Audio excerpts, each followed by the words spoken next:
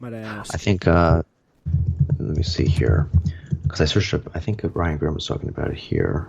Uh, If for those of you on Twitter, I recommend following Karen McDonald, that's where it was. Taniel Yeah, it was on in Michigan. Twitter. But Karen, yeah, I don't know where she is. Karen McDonald. What's up with that? Yeah, I think she's in Michigan. I don't know. I just saw that when I searched up Ryan Graham, it says Karen McDonald looks set to knock off a hardline incumbent in a big Michigan prosecutor's race. But that's And what that, he thinks is going to happen. I don't know if it's only 21%. I think he's being a little bit overconfident, to be honest. yeah. So, Oh wow, but Clay is actually gaining his oh, his lead right now. Yeah, okay. he 25% only in. So, but hey, at least the Medicaid expansion is bigger now. Instead of it being at like 0.4, now Well, it's that's at good. 1.2%. So, Yeah. So, what we have up right now, incumbent prosecutors in two of the biggest counties are trailing more progressive challenges in Democratic counties as Oakland and Wayne. Um, that's good to see. I haven't seen anything right now yet about what we've seen in. Yeah, really the Kobach race is the first time in history I saw this tweet from at Taniel, who's a kind of a nerd about election results. Is this the first time in history Mitch McConnell and voting rights advocates have gotten to feel relief at the same election result? And of course, talking about the Kansas Senate race where Chris Kobach lost, I think it may be. So, yeah, we are looking again to find out about this Michigan race. First results in St. Louis.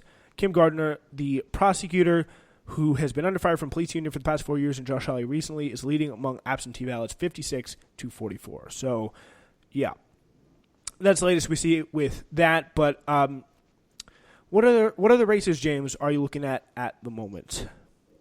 well, they got the primary election right now uh, for Arizona Senate seat. I'm just trying to see here because they have one particular candidate who's is making a formidable run against McSally, Daniel McCarthy, for the Republican primary. Probably won't win the race, but Hmm. he is making a pretty formidable run against her. I mean, she's going to lose the election to Mark Kelly anyway, so I wouldn't really worry about it. And also going back to what we were saying about Sharice Davids, it's funny because she actually like barely won her primary in 2018 against Brent Welder, who actually was endorsed by Bernie. So, Oh and yeah, I think I remember Brent Sharice, I Welder. think is Yeah. on the blue. I think she's on the Blue Dog So yeah, Democrat not coalition. progressive at all. No. No, well, no, but I think she's pretty good though for her district because her district is. Let me go back here and see. It's okay. So it's actually R+4.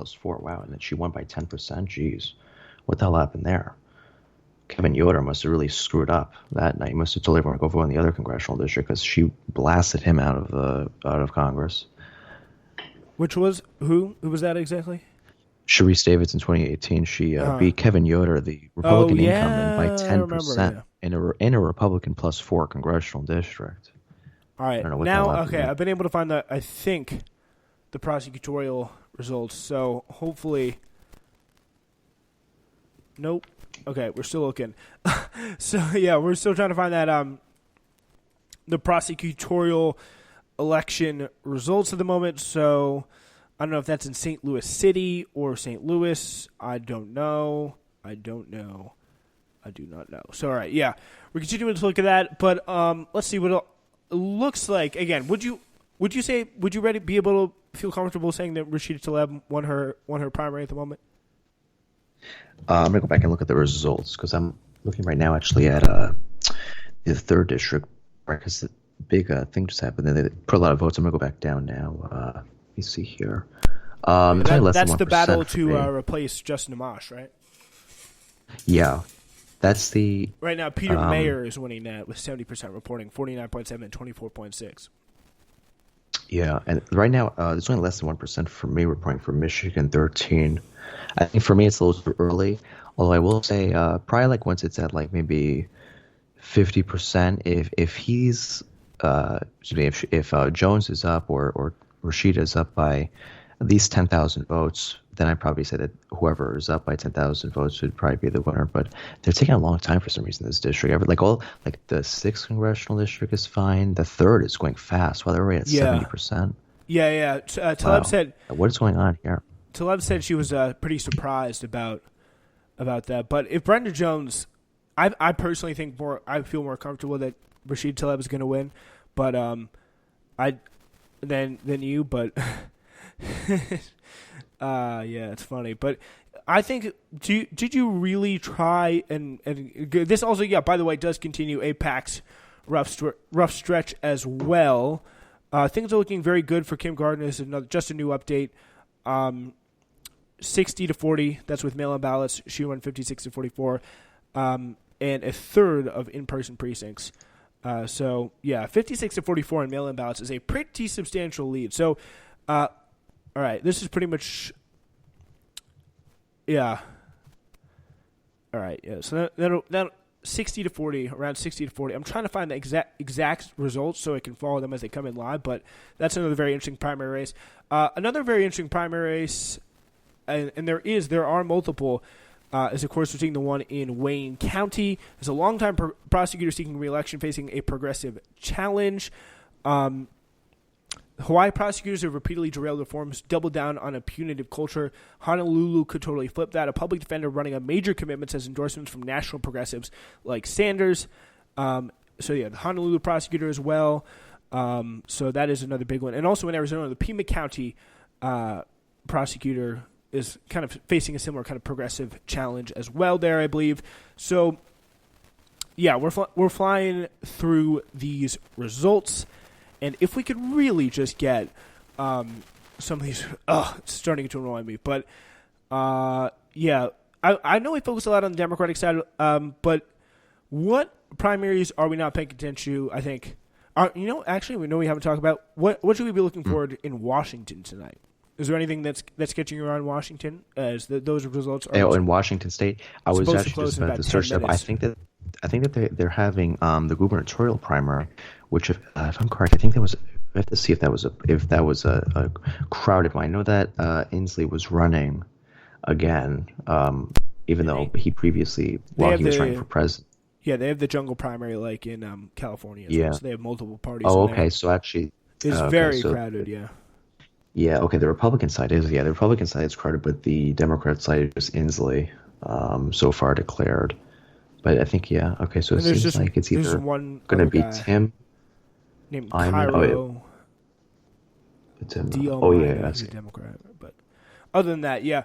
So, yeah, and of course, in the 10th, I think we're also watching with Beth Doglio. She's kind of running in a similar district to New York 17th district where we saw Mondaire Jones win, and kind of running from a very similar position with the same kind of endorsements. So that is a interesting race, in which kind of a wealthier suburban district. But where is she? She is in the, I believe, 10th in a very crowded primary there as well in Washington. 10th. Oh, Washington. Yeah. So, so Mary Bacon, Randolph Bell, Beth Doglio, many others in a very crowded Democratic primary. So, multiple party primary. So so we're continuing to follow these, and I really think the most probably contentious result right now would be Missouri. That is for sure. with Lacey Clay, but that's also kind of they're stuck still at 25%. It's like the two races we need to be going quick or not going quick. It's like everyone else is already, like Kansas is done. Like they've already declared all their races, and they're all actually above. They're all above 60%, which is still pretty good. Which are in terms of in Kansas? The primary. Yeah, I think the thing though with Kansas, I think a lot of people just like went to go vote. I think. You mean unless they on the later side? They also probably have a better. I don't know actually. Wait, what did you ask? Did you see that they went to vote on the later side? Oh no, I would say maybe they more of them went out to vote like in person. But I don't know how the whole thing with the virus is going on in Kansas right now. But I think that's very interesting. Yeah. I doubt a lot of people did mail in.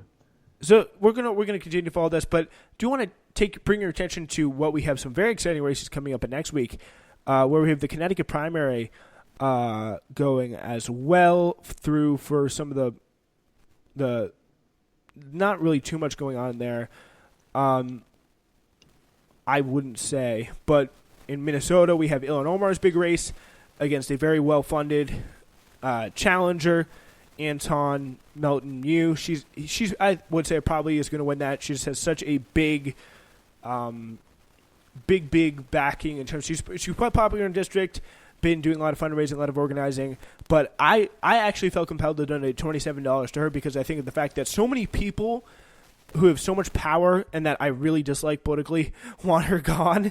So I was like, I better show my support just in case, because he's raised $3 million, which is an insane amount for a relatively unknown progressive, or not progressive, but just primary challenger in general. So the fact that he has been like so well funded by mostly pro-Israel groups, I think just really made me more incentivized to throw $27 her way. So what do you think about that race? Do you think Ilhan Omar is in any kind of danger there, or do you see the squad all returning safely to their seats this fall? I think Ilhan Omar definitely has a good chance of winning. I don't know how the other guy's gonna do in that race. I think it really comes down to that district has a pretty sizable Muslim community in that district, so I think it's gonna really come down to who really comes out and votes in the primary. And I think her being an incumbent gives her a major advantage, as it does with that many and a lot races. of people, yeah, I think a lot of people just came out and endorsed her. Like a lot of establishment people. I think it really is. Do you sense? I really want to talk about this here because this was one clip that I actually forgot to play from the Ryan Grimm bit that we were playing before. It was just like a few years ago, William Lacey Clay was pretty much saying that, I think very laughably, that Black Lives Matter was not Black Lives Matter, but Justice Democrats was a racist organization because like unfairly challenging black incumbents. Even though pretty much all the people that they chose black people to run against black incumbents, and they have never successfully unseated a black incumbent, which is really kind of a laughable thing. But when recently in a discussion, he tried to paint himself as a great friend and great colleague of AOC, even though he spent the past like half of the time AOC was in Congress criticizing her in a very public way. He's a very right-wing Democrat. So do you see kind of similar to the way the Tea Party was, that once the Democrats knocked off a few incumbents, everyone pretty much just tried to shift and pretend that they were members of the Tea Party and really actually acted like members of the Tea Party and did act like members of the Tea Party. Do you see that kind of seismic ideological shift happening anytime soon in the Democratic Party or no? I think it may come soon. I think that we saw a good amount of it this year, but then again, Bauman had it. Like, for example, one of the races that really kind of shocked a lot of people, like Bauman winning against Engel, really wasn't shouldn't be too much of a shocker, given the fact that Engel's kind of like what he said on the video. Now, if Lacey loses tonight, that would be a big shocker, and I think that would definitely show that a lot of the people are going to start trying to move more towards the area of where the left-wing part of the party is. But I think that his claims that the Justice Democrats are racist, I think that's a little bit outlandish. I mean, I don't really agree with what Justice Democrats does. I don't agree with having outside money being poured in to a race. I understand Engel had that with the super PAC, and then supposedly with this GOP money, which was, I further did some investigation, that came out to be false. But at the same time, I think really what a lot of these incumbents are looking at is they're saying, well, okay, I'm looking at a lot of my friends. Sorry, I just have a little bit of do have a little bit of update in the Lacey Clay race. It's now 50-43 Lacey Clay. Oh, okay. A lot of the votes still out. Yeah. Yeah. Well, who the hell? Bruckner. There's a different guy running. There's another guy running for that race. There's 3 people. Bruckner is his last name. But at least Medicaid expansion is still up with yes. So yeah. I had 73% reporting. I think St. Louis City was really influential, I believe, in pulling through that. Once they started counting more and more of those votes, yeah, that's really because kind it of almost put got it into over the the no edge. area.